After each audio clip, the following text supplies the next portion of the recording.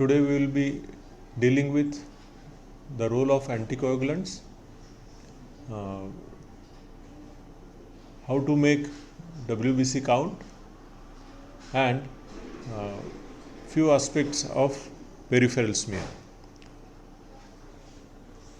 Up till now we have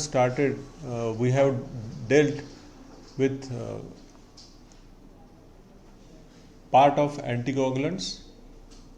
Now, as you know, while examining blood, sometimes we require whole blood, sometimes we require plasma, and sometimes serum. Now, when we require serum, we take the blood in a plain tube or plain bulb, we allow the blood to clot, and then separate the serum from the clot.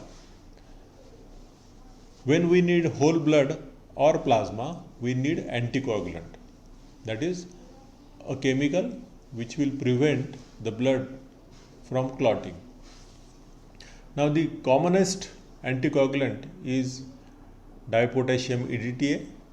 It is used for collection of blood which is intended for CBC, that is complete blood count, hemoglobin electrophoresis, hemoglobin analysis by various methods, and HbA1c, that is glycosylated hemoglobin.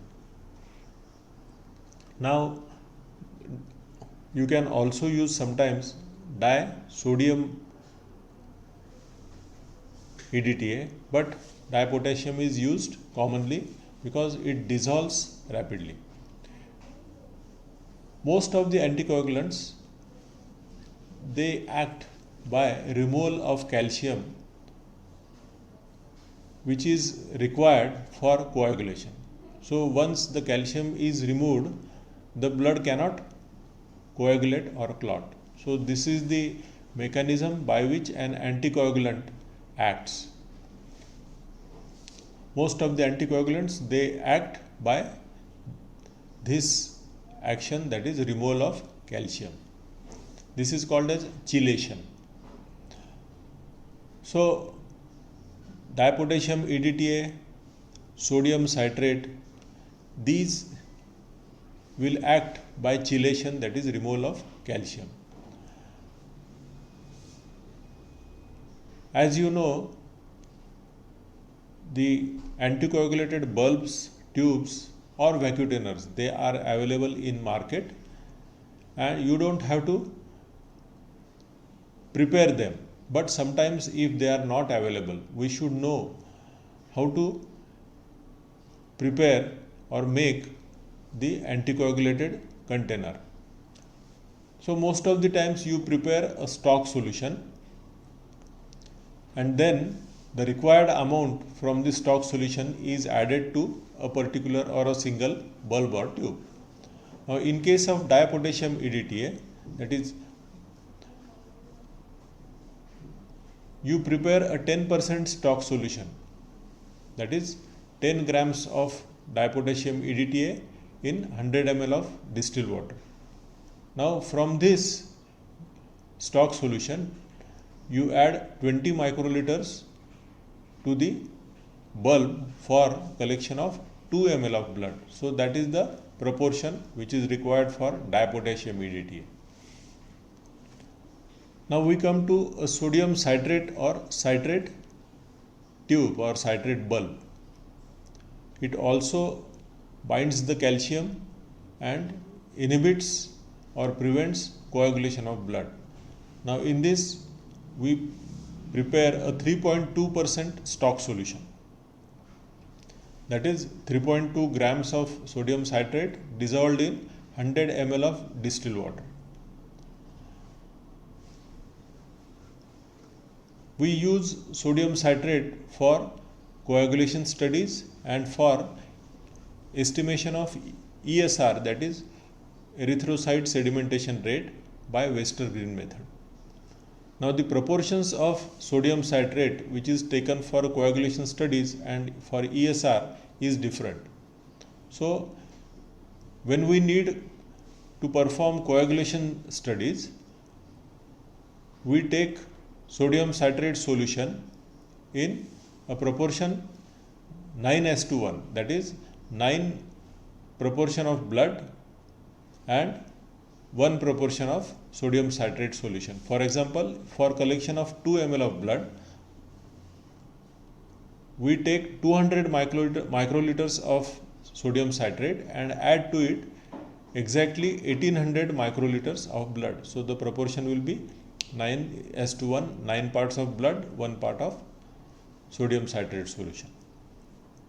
For ESR, the proportion is 4:1, that is 1600 microliters of blood and 400 microliter of sodium citrate solution. So that is for Westergreen method.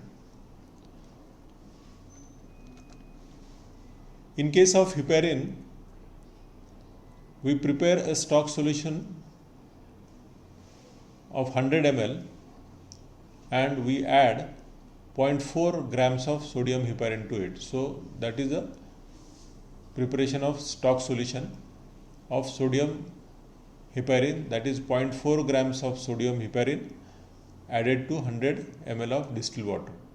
And from this stock solution, 250 microliters we take, add to a bulb and then take 2 ml of blood in it and shake it. So that is sodium heparin or heparin bulb, and the heparin acts by inhibiting the antithrombin 3 and thus prevents formation of fibrin and coagulation of blood. In case of double oxalate bulb, we prepare a stock solution by dissolving 1 gram of ammonium oxalate and 0.8 grams of potassium oxalate in 100 ml of distilled water. And from this stock solution, we take 0.5 ml or 500 microliters in a bulb and collect 5 ml of blood in it. This can be used for complete blood count. So that is double oxalate bulb.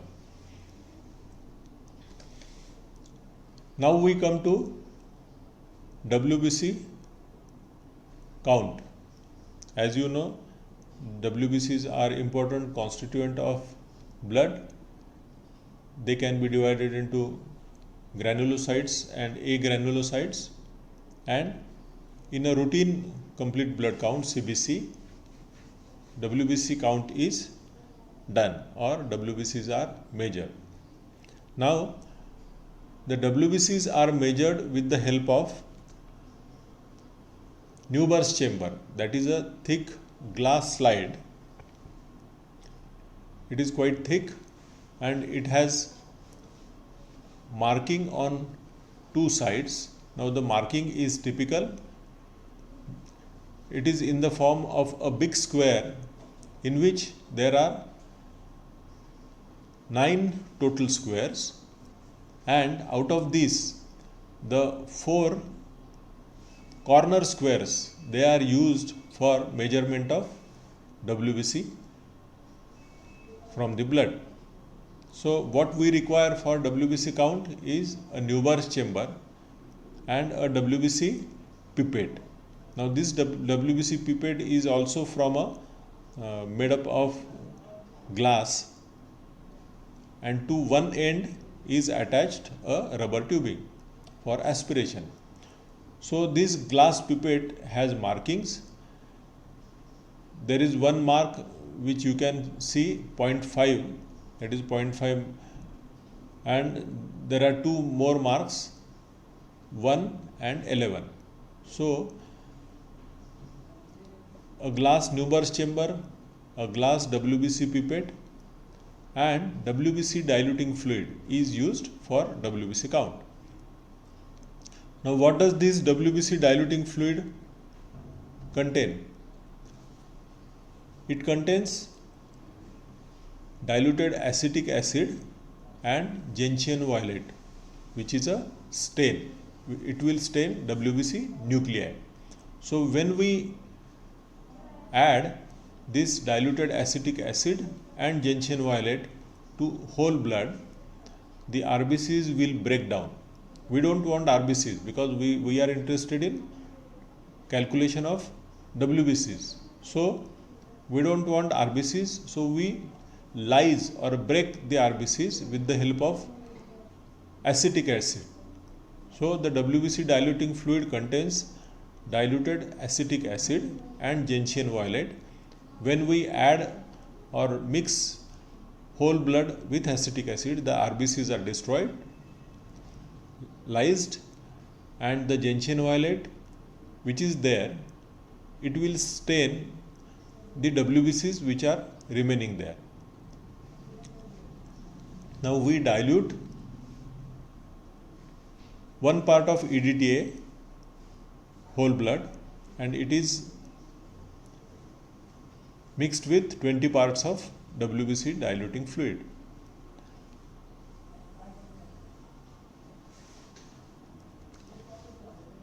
Now what is the actual procedure of WBC count? We will identify the sample with a sample number, take the sample, inspect it whether there is a clot or the sample is inadequate. If there is a clot or the sample is inadequate, we will not use the sample.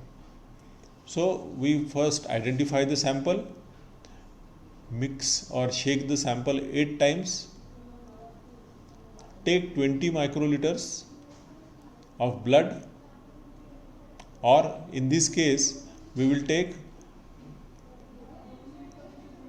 the whole blood up to 0.5 mark, then we take WBC diluting fluid up to 11 mark. Now we mix it properly, keep it for 2 minutes. Now in these 2 minutes the RBCs will break down. Now we take Newbur's chamber along with a thick cover slip. We will put the cover slip on the marked area. We will charge the Newbur's chamber with this diluted fluid which is there inside the WBC pipette. Now the Newbur's chamber is allowed or it is kept for 2 to 3 minutes so that the WBCs get settled. Now the Newbur's chamber is viewed under 10x or low power objective under the microscope. Now we will measure the WBCs which are seen in all 4 corners, 4 squares.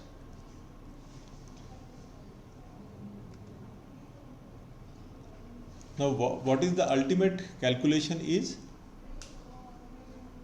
if we count n number of WBCs in all 4 corners, then our result will be 50 multiplied by n, that is 50n. Now from where this 50 comes?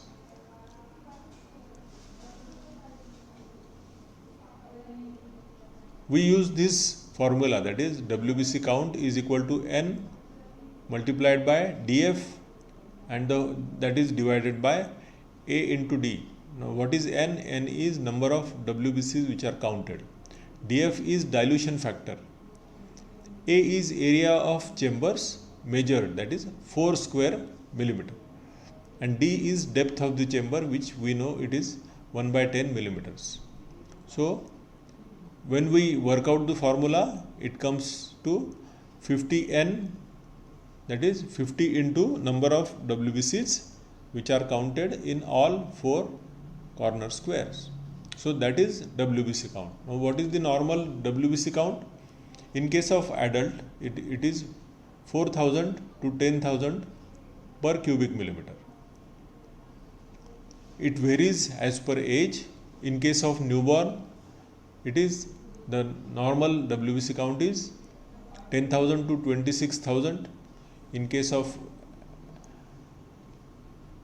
a child, it is 5 to 15,000. Now these are figures which represent normal WBC count as per that age. When the WBC count is below the normal limit, it is called as leukopenia. Penia is reduced number. When it is higher, the WBC count is higher, it is called as leukocytosis. So when in case of an adult the WBC count is less than 4000, the condition is called as leukopenia. When it is more than 10,000, it is called as leukocytosis. So these are various terms which are used in case of abnormal WBC count: leukocytosis, leukopenia, neutropenia, that is the neutrophil count is below normal. When the neutrophil count is above the higher limit, it is neutrophilia. Eosinophilia, that is eosinophil count is above the normal level. Lymphocytosis, that is lymphocyte count is above the normal limit. Aplasia is decrease in all the WBC cells. Hypoplasia is mild decrease in all the WBC series. Then we come to differential leukocyte count. In this, what we do is we observe the stained peripheral smears, and in this peripheral smear under the microscope we will count 100 WBCs, and we will calculate what is the percentage of leukocyte one by one, that is in 100 WBCs which we have counted, how many are neutrophils, how many are lymphocytes, how many are monocytes, and how many are eosinophils. So for example, if we count 100 WBCs, we may get 50 neutrophils, 40 lymphocytes, 6 monocytes and 4 eosinophils. So the differential count will be neutrophils 50%, lymphocytes 40%, monocytes 6% and eosinophils 4%. So that is a representation percentage of leukocytes which are expressed as a differential count. So for this we require a Romanowski stained peripheral smear. We will observe this peripheral smear under oil immersion lens, that is 100. We will count at least 100 WBCs, and for this we will be using a cell counter which can be manual or digital. Now what is a peripheral smear? A peripheral smear is a smear, a thin smear in which a drop of blood is spread on a glass slide.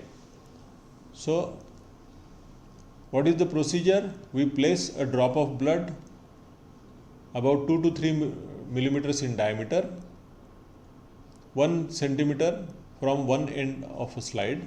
We will place the slide on flat surface, hold another end between left thumb and forefinger. With right hand, we will place a smooth clean edge of a second spreader slide on the specimen slide just in front of a blood drop. Hold the spreader at an angle in between 30 degrees to 45 degrees and draw it back against the drop of blood. Now we will allow the blood to spread almost to the edges of the slide. Push the spreader forward in one direction. The movement should be smooth and with moderate speed.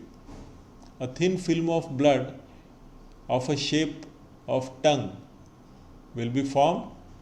Now this will be peripheral smear. Now we will label the smear with a glass point so that we can identify the patient by its number or the smear by its number. So now the peripheral smear is dried completely, which is air dried. It can be done by waving the slide, or you can keep the smear in front of a electrical fan. Now this peripheral smear has to be observed under the microscope for various cells, that is RBCs, WBCs and platelet. But before seeing this, it has to be stained. The staining is done with various types of stains which are called as Romanowski stains. The commonest stain which is used in a lab is field stain. Now this field stain will, so these are the common Romanowski stains: field, Leishman, Giemsa, MGG and Wright. So in most of the labs, field, Leishman and MGG, these stains are used. These are mixture of methylene blue and eosin, azure A and azure B. These are the basic stains. The stains have usually a base of water, distilled water. That is, these powders, methylene blue, eosin, azure A and azure B, these are colored powders which are dissolved in distilled water. So they have a water base. So if we directly dip peripheral smear in a water based stain, the RBCs will break down. So you have to fix it, and this fixation is done with the help of methanol or ethanol or diethyl ether. So the stain can be dissolved in water or these alcohols or these fixatives. So the fixative can be separate or inbuilt. Now once these peripheral smears are stained, they can be observed for examination under microscope with the help of a 40x or oil immersion, that is 100x. Now this is the field stain which is commonest, used for screening large number of peripheral smears. There are two solutions, a blue colored solution and a eosinophilic orangish colored solution. Field A is a blue colored solution and field B is a orangish colored solution. So what is the procedure? We identify patient smear, then we dip the smear for 2 to 4 times in methanol. Now this methanol is a fixative. You have to dry the smear completely after dipping in methanol. Again you dip 2 to 3 times in red solution, that is solution B. Wash the smear under tap water, dry it, again dip for 15 to 20 times in another solution A, that is blue colored solution, till the smear becomes violet. Now again wash the smear in under the tap water, dry it. Now the smear is ready for observation under microscope. Now how do we report peripheral smear and how do we examine? Examine the smear under 40x for getting gross idea regarding the total leukocyte count, platelet count and RBC morphology. So if we see the smear under 40x, we will just have gross idea what roughly is a WBC count, whether the platelets are adequate, they are seen properly, the staining is proper, the peripheral smear is proper. So this idea we get under 40x. After viewing or screening the whole smear under 40x, we identify one area which is properly spread. Now we put paraffin oil on this part of the smear, and now we shift 40x to 100x, that is oil immersion. Under oil immersion, that is 100x, we will identify various types of WBCs, RBCs, parasites and platelets, and any abnormal cells.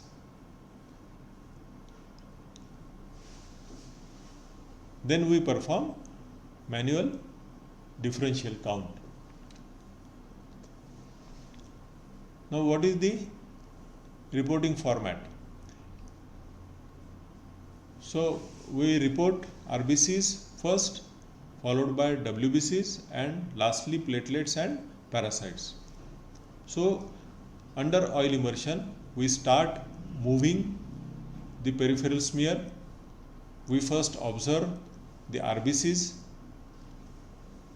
what is the size, what is the shape of RBC, whether there is variation in size and shape of RBCs, then how is the central hollow of RBCs, what color is of RBC, what are the shapes of RBCs. Then we come to any nucleated RBCs or any RBC inclusions. Then we observe WBCs. We make a differential count. We will count 100 WBCs on a manual or digital cell counter. Whether any abnormal WBCs are present, we will describe in detail about the abnormal WBCs. Then whether the platelets are adequate in number, increased or depleted, and their morphology, and any parasite which is present, and finally the impression, that is whether the peripheral smear was normal, whether the patient had anemia, what type of anemia, and other comments regarding whether there are depletion of WBC in the form of leukopenia, or whether the WBC count is increased, that is leukocytosis, and any parasite. So that is how we will report a peripheral smear. Now, peripheral smear is the most important blood investigation, single blood investigation, which can give us idea about the functioning of bone marrow, whether the patient has anemia, whether there are cytopenias. So that is how a peripheral smear looks. On the background there are large number of RBCs and few WBCs. Now, as you know, the WBCs also called as leukocyte, RBC also called as erythrocyte, and platelet also called as thrombocyte. So RBC is a disc shaped non-nucleated orangish colored cell. A WBC can be, it is a larger in size. The lymphocyte is the smallest WBC, around 10 microns. Neutrophil is around 15 microns, and monocyte is the largest. Now, neutrophils, eosinophils, and basophils, these three types of WBCs, they are having granular cytoplasm, and the nucleus varies. Monocytes and lymphocytes, these don't contain granules in their cytoplasm, so they are called as agranulocytes. And neutrophil, basophil, and eosinophil, granulocytes, because they contain granules in the cytoplasm. So the color of cytoplasm, it varies. In case of monocyte, there is no granule in the cytoplasm, and the cytoplasmic color is pale gray. In case of lymphocyte, the cytoplasm is bright blue agranulated, that is without granules. In case of neutrophil, it is mauve color, pinkish cytoplasm with tiny granules. Eosinophil contains maximum number of granules, and these are orangish, very large, coarse granules, almost occupying the whole cell except the nucleus. And the nucleus is typical, it is like a spectacle, it is bilobed usually. Basophil is a cell which is very rarely seen on peripheral smear. As the name indicates, it is basophilic, containing large granules which are bluish in color, and the nucleus is superseded by these granules. So that is how we identify RBCs and WBCs. Now platelets are the smallest, very tiny, 1 to 3 microns size, amphophilic, that is bluish as well as pinkish in color depending upon the granularity. So platelets are the smallest, they are placed individually or in small clumps in a peripheral smear.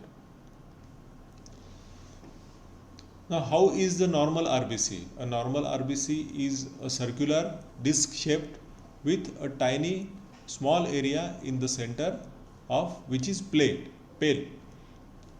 So this is called as RBC hollow, in which the hemoglobin part is slightly less in amount, so it looks pale.